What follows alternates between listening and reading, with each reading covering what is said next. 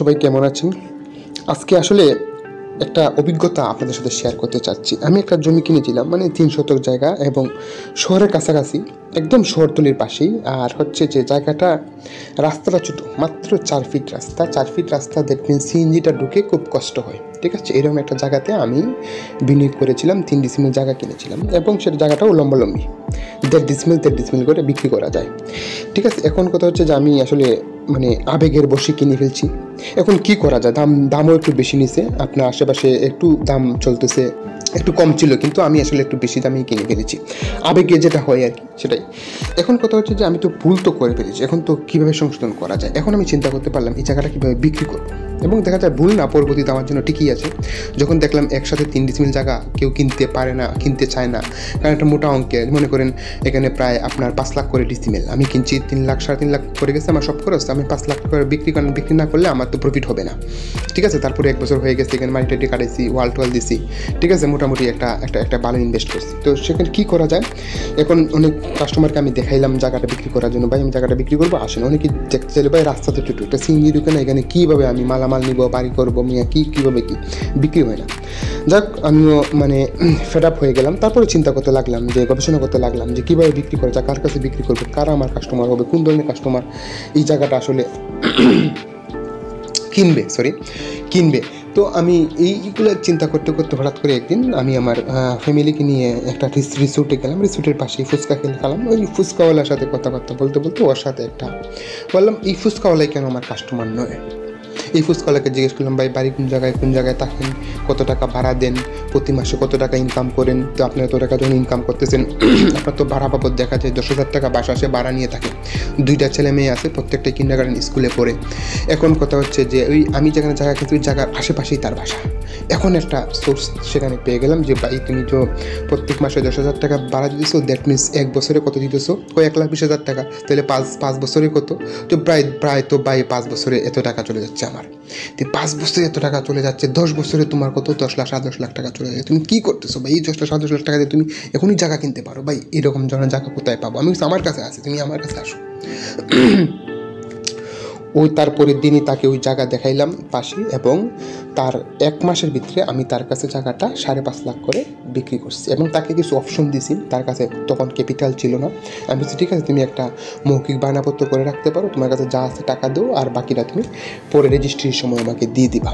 তখন সে কী করছিল, তখনই 1 সপ্তাহের ভিতরে আমাকে টাকা পয়সা দিয়ে দিয়েছিল, এবং 1 মাসের ভিতরেই সে টাকা পয়সা ম্যানেজ করে, হ্যাঁ। এবং সে কী করছে, ওই জায়গাটা কিনে ফেলছে। এবং তাকে আমি সবসময় মোটিভেটেড করছি যে, ভাই তুমি আগে ইনকাম করতে প্রতিদিন মনে করো 3 থেকে 3,500 টাকা, এখন তুমি টার্গেট রাখো কী করে 7 থেকে 8,000 টাকা বিক্রি করতে পারো। তখন সে কী করতো, আগে ফুচকা বিক্রি করতে যাইতো বিকাল 3টার সময়। এখন বলে যে, স্যার আমি তো সকাল থেকে গিয়ে বসে থাকি, আমার তো কোনো কাজ নাই, ফুচকা যদি বিক্রি করতো সকালে কেন বিক্রি করি না? আমি মানুষকে তখন আপনার মতো, আপনি যেমন আমাকে বুঝাইছেন, আমি তখন কাস্টমারকে বুঝাইতাম যে, ভাই একটা ফুচকা খেয়ে দেন, আমার ফুচকাটা খুবই ভালো এবং খুবই অথেন্টিক, কোনো ধরনের বেচাল কোনো কিছু নেই। তাকেও আমি পরামর্শ দিচ্ছি যে, তুমি যখন মশলাটা ইউজ করো, মশলাটা একদম খাঁটি মশলা ইউজ করো, রাঁধুনি মশলা ইউজ করো, তুমি কেন বাইরে থেকে নিয়ে মশলা ইউজ করতেছে? এগুলো খেয়ে মানুষও হচ্ছে, সমস্যায় পড়তেছে, তোমার সেল হচ্ছে না। তো ঠিক তেমনইভাবে ভাই, ব্যবসা মানে এই না শুধু আপনি প্রফিট করবেন, ব্যবসা মানে হচ্ছে ক্রেতা বিক্রেতা উভয়েরই লাভ, উইন সিচুয়েশন। ব্যবসা মানে হচ্ছে এই উইন সিচুয়েশন। আপনি কি করবেন, আপনি একটা জায়গাতে বা জমিতে বিনিয়োগ করলেন, সেই জমিটা বিক্রি করবেন, সেরকম ধরনের ক্রেতা খুঁজে বের করেন, তাকে মোটিভেটেড করেন, তাকেও ব্যবসার নানা ধরনের টিপস অ্যান্ড ট্রিক্স দেন, যেভাবে তারও ব্যবসা গেইন হয় এবং সেও যেন আপনার কাস্টমার হয়। আপনি যে ব্যবসাটা করতেছেন সেই ব্যবসাটা জানাইতে হবে মানুষকে। আমরা কী করি যে সাই ফিল করি, আমি ব্যবসা করব, অনেকে আমাকে জমি দালাল বলবে। ভাই কে কী বললো, তার কথা তো আপনার জন্য দলিল হয়ে গেল না? তার একজন বললেই কি তার কথা দলিল? এটা কি দলিল বলতে আমি এটা কি সত্য কিনা? না। কাজে একজন মানুষ কত কিছু কাজ করলে ভাই ভুল ভ্রান্তি হবে, কাজ করলে সমালোচনা হবে, এটাই স্বাভাবিক। ঠিক তেমনই আপনিও যখন কিছু কাজ করতে চান, হ্যাঁ, যখন ব্যবসা করবেন, তখন আপনাকে নিয়েও সমালোচনা হবে। সমালোচনা যদি নাই হয়, তাহলে আপনি কিসের কাজ করলেন, কিসের ব্যবসা করলেন? ঠিক আছে? তো এই সমস্ত ভুলভ্রান্তি থেকে আপনাকে বেরিয়ে এসে আপনাকে মাঠে নেমে পড়তে হবে, ঝাঁপিয়ে নেমে পড়তে হবে এবং সোর্স করতে হবে কোন জায়গাটা আপনার জন্য অ্যাপ্রোপ্রিয়েট। এই জায়গাটা কিনলে আসলেই আপনি লাভবান হবেন। আপনি বিশ্বাস করেন, এই ক্ষেত্রে আপনি 6 মাস, আমি বলবো 6 মাস আপনি ঘোরাঘুরি করেন, 6 মাস সময় নেন, 6 মাস আপনি শিখেন, বা এই 6 মাসকে আপনি 1 মাসে নিয়ে আসেন, আপনি শিখেন, আপনি অনবরত রিচার্জ করেন, এই ভিডিওগুলো বারবার দেখেন, বারবার দেখে নলেজগুলো নেন, কি বুঝেন নাই সেগুলো প্রশ্ন করেন, আমি আনসার দিব, ঠিক আছে, বা আমি চেষ্টা করবো সেই রিলেটেড ভিডিও আপনাদের কাছে আপলোড করতে যাতে আপনারা উপকৃত হন। ঠিক সেইভাবে যখন আপনি কাজগুলো যখন একের পর এক করবেন তখন দেখবেন আপনি আসলে একটা পর্যায়ে চলে গেছেন, নিজের সাথে নিজেকে একটা বোঝাপড়ার মাধ্যমে একটা পর্যায়ে নিয়ে দাঁড় করাইছেন যেখানে আপনি আসলে বিনিয়োগ বা ব্যবসার জন্য আপনি প্রস্তুত। এই দেখেন এই কৌশলগুলো যখন আপনি রপ্ত করে ফেলতে পারবেন তখন দেখবেন আপনার কাছে ব্যবসাটা সহজ হয়ে গেছে। এই সহজ ব্যবসা কিন্তু আসলেই সহজ। আমরা আসলে এই ব্যাপারে সময় দিই না বা শ্রম দিই না বা জানতে চাই না, বা আসলে আমরা কী করি, ওই যে আমাদের একটা টেন্ডেন্সি আছে যে আমরা সবসময় ফানি ভিডিও দেখছি বা ফানি কোনো কিছু করে অভ্যস্ত, কাজেই কোনো কিছু মানে একটা অ্যাম্বিশন নিয়ে মাঠে নামলে সেই কাজটাতে আমরা মানে মনটাকে বা মনোসংযোগ ধরে রাখতে পারি না।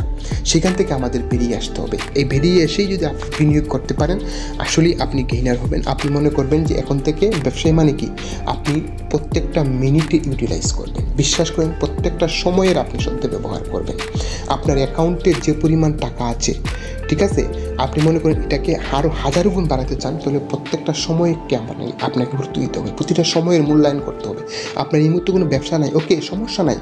আপনি কি করেন যে এই মুহূর্তে আপনি ব্যবসা নিয়ে রিচার্জ করেন, স্টাডি করেন। এর মানে কি, ব্যবসায়ী হচ্ছে কৌশল ভাই। আপনি যখন এই কৌশলটা রপ্ত করে ফেলতে পারবেন তখন দেখবেন ব্যবসা হয়ে গেছে। আপনি দেখবেন যে আমাদের মা বা আমাদের ওয়াইফ বা দাদি নানিরা কী করে রান্না করেন, দেখবেন রান্না করতে সময় লাগে সর্বোচ্চ হাফ এন আওয়ার, কিন্তু ওই যে রান্নার মাছ কোটা, সবজি বানানো, এগুলো অ্যারেঞ্জ করতে লেগে যায় 2-2.5 ঘন্টা, ঠিক আছে।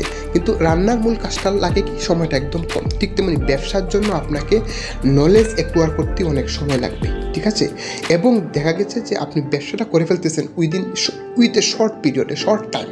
এই জন্য আব্রাহাম লিঙ্কনকে একবার বলা হয়েছিল যে ভাই, যে স্যার আপনাকে যদি একটা গাছ কাটতে দেওয়া হয় 6 ঘন্টার সময়ের মধ্যে আপনি গাছটা কাটবেন, তাহলে আপনি কীভাবে কাটবেন অতি দ্রুততার সহিত? সে বলতেছে আমি 5 ঘন্টায় শুধু করার দাঁত দিব আর বাকি 1 ঘন্টায় গাছটা কাটবে। এর মানে এটাতে কী বোঝাতে চাচ্ছে?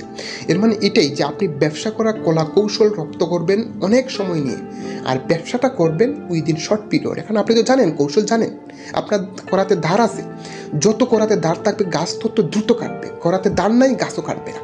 আপনি গাছ কাটতে গিয়ে আপনি মানে ক্ষতির সম্মুখীন হবেন, আপনি গাছ কাটতে গিয়ে সময় নষ্ট হবে, আপনি পেরেশান ফিল করবেন, আপনার ভিতরে একটা কী বলবে হটশুটেছে, মানে একটা মনোটোনাস গিল্টিনেস কাজ করবে।